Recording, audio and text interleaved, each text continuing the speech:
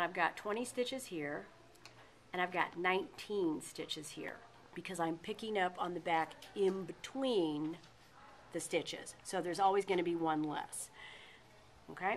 Now, when I've got these guys cast on, what I'm going to do is I'm going to work my first row. And here's my yarn. And this is why you need 2 circular needles. I'm going to get short needle to short needle and make sure I've got it.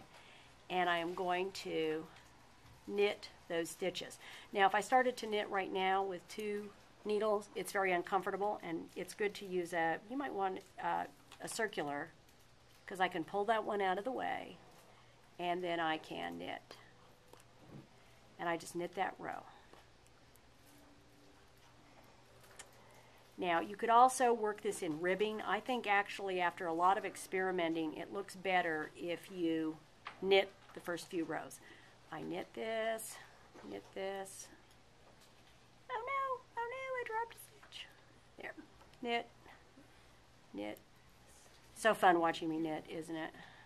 Oops, oops, oops, oops, oops.